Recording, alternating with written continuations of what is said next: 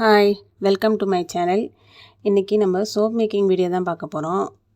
Camel மில்க்கை வச்சு soap எப்படி பண்ணுறதுன்னு பார்க்க போகிறோம். கேமல் மில்க் சோப் பண்ணுறதுக்கு முன்னாடி இந்த சோப்பை யூஸ் பண்ணுறதுனால என்னென்ன பெனிஃபிட்ஸ் பார்த்துடலாம்.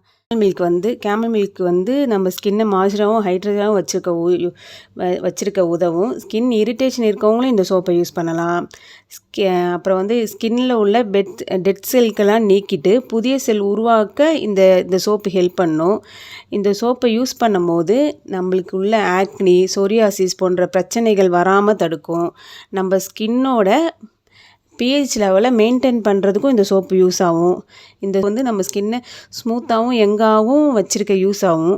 இந்த சோப்பு எல்லா ஸ்கின் டைப் உள்ளவங்களும் யூஸ் பண்ணலாம். எல்லா ஸ்கின் டைப்புக்கும் சூட்டபிளான சோப்பு இது. இந்த சோப் எப்படி பண்ணுறதுன்னு பார்க்கலாம். நான் கேமல் மில்க் சோப் இன்றைக்கி 200 கிராமில் கேமல் மில்க் சோப்பு செஞ்சு காட்ட போகிறேன். இப்போ 200 கிராம் சோப்பு செய்யணுன்னா அதுக்கு லை சொல்யூஷன் நம்ம ரெடி பண்ணணும். லை சொல்யூஷன் டிஎம் வாட்டரில் லையை மிக்ஸ் பண்ணி தான் நம்ம செய்வோம். அது நார்மல் சோப்பாக இருக்கும். மில்கில் லையை டைல்யூட் பண்ண போகிறோம். அதனால் மில்க்கை அப்படியே ராவாக டைல்யூட் பண்ணும்போது லை மில்கில் ஆட் பண்ணும்போது மில்க் ஹீட் ஆகி கெட்டு போயிடும். அதனால் நம்ம என்ன பண்ணுறோம்னா மில்க்கை எவ்வளோ டிஎம் வாட்டர் சோப்பு செய்கிறதுக்கு எவ்வளோ வாட்டர் தேவைப்படுமோ அந்த அளவுக்கு மெஷர் பண்ணிவிட்டு ஃப்ரீஸ் பண்ணி எடுத்துக்கலாம். ஃப்ரீஸ் பண்ணி எடுத்து நம்ம காஸ்டிக் சோடாவை ஆட் பண்ணும்போது அது கெட்டு போகாமல் இருக்கும். அதனால தான் நம்ம ஃப்ரீஸ் பண்ணி எடுத்துக்கிறோம். அதனால் இப்போ ஒரு 2 சோப்புக்கு தேவையான மில்க் 23 கிராம்ஸ் மில்க் எடுத்துக்கிறேன். மில்க் எடுத்து நான் ஃப்ரீஸ் பண்ணி எடுத்துக்கிறேன்.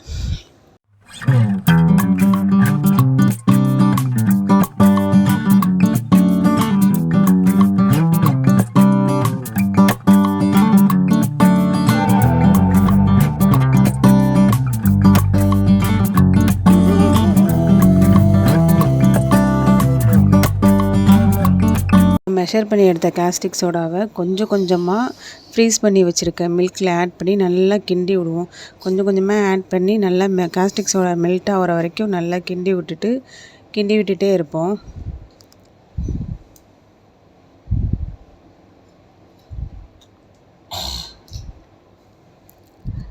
நல்லா காஸ்டிக் சோடா மெல்ட் ஆகிடுச்சின்னு தெரிஞ்சோடனே அதை ஓரமாக எடுத்து வச்சுக்கோங்க. ஹீட்டு குறையட்டும்னு சொல்லிவிட்டு கொஞ்சம் ரெஸ்ட்டுக்கு விட்டுருவோம். இப்போ கடைசியில் நம்ம மில்கில் காஸ்டிக் சோடா மிக்ஸ் பண்ணி ரெடி பண்ண லைவ் சொல்யூஷன் ரெடி ஆயிடுச்சு.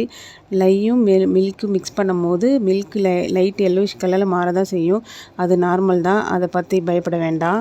இதை ஓரமாக வச்சுட்டு இதை ஹீட்டில் ரெடியூஸ் ஆகிற வரைக்கும் ஓரமாக வச்சுட்டு அடுத்து ஆயிலை மெஷர் பண்ணி எடுத்துக்கலாம். கோகோனட் ஆயில் 52 கிராம் எடுத்துக்கிறேன். 52 கிராம் மெஷர் பண்ணிக்கிறேன்.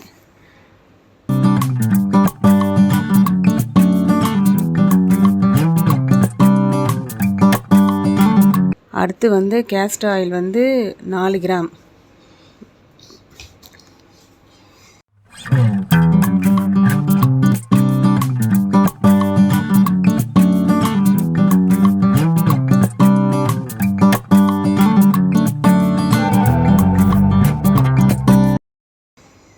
Bomb oil 36 gram. 36 கிராம் அளந்துக்கிறேன். மெஷர் பண்ணிக்கிறேன். 36 gram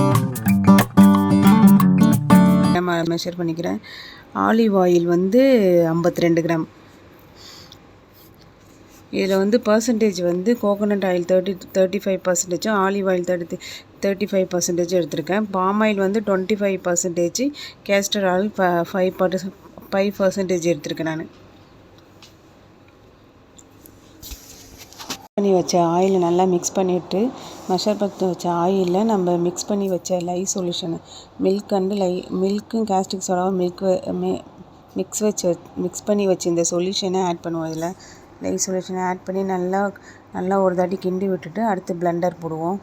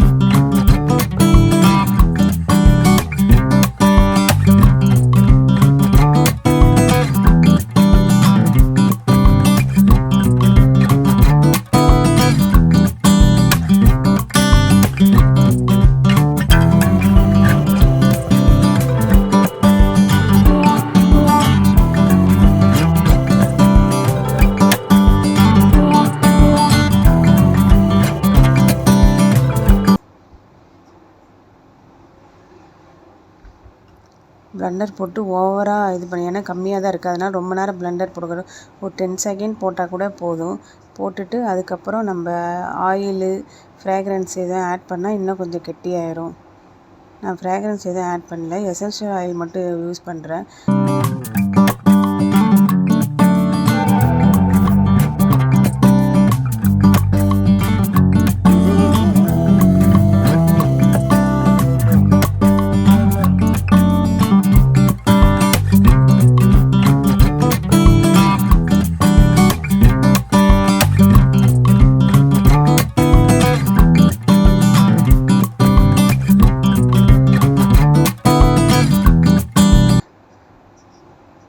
lemon grass essential oil use பண்ணுறேன்.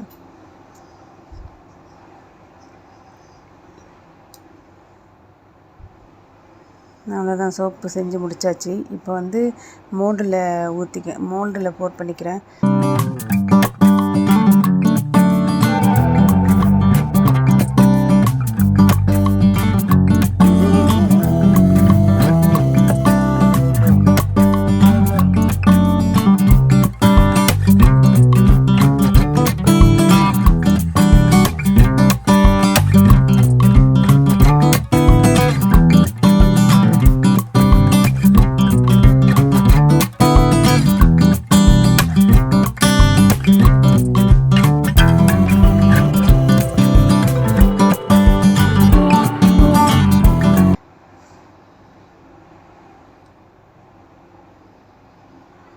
இது அப்படியே 24 ஹவர்ஸ் ரெஸ்ட்டில் விட்டுட்டு நெக்ஸ்ட் டே எடுத்து பார்ப்போம், எப்படி இருக்குன்னு பார்ப்போம்.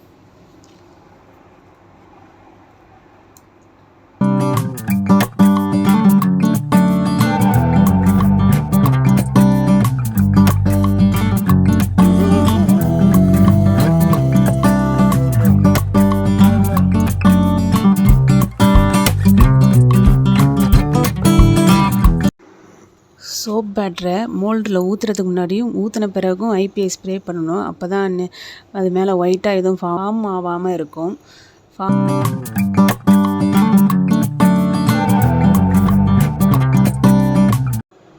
நெக்ஸ்ட் டே அன்ரோல் பண்ணும் போது தான் சோப்பு வந்து எதுவும் ஒட்டாமல் மோல்டுலேயே இருக்காமல் நல்லபடியாக வரும். நீங்கள் அன்றைக்கே சோப்பு செஞ்ச அப்பயே நீங்கள் அன்மோல்டு பண்ணக்கூடாது, நெக்ஸ்ட் டே தான் பண்ணணும். நெக்ஸ்ட் டே பண்ணும்போது நல்லா ஃபினிஷிங்காக சோப்பு வந்துடும் நம்மளுக்கு.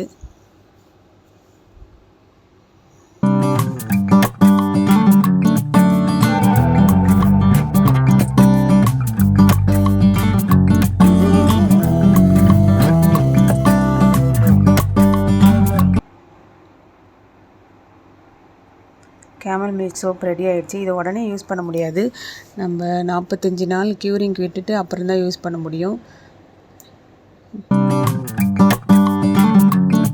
நான் பண்ணி காட்டின இந்த சோப்பு உங்களுக்கு பிடிச்சிருந்தா லைக் பண்ணுங்கள், ஷேர் பண்ணுங்கள்.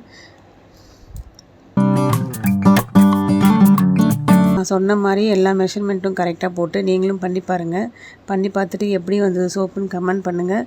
இந்த வீடியோ உங்களுக்கு பிடிச்சிருந்தா லைக் பண்ணுங்கள், ஷேர் பண்ணுங்கள். தேங்க்யூ. நெக்ஸ்ட் வீடியோவில் பார்ப்போம்.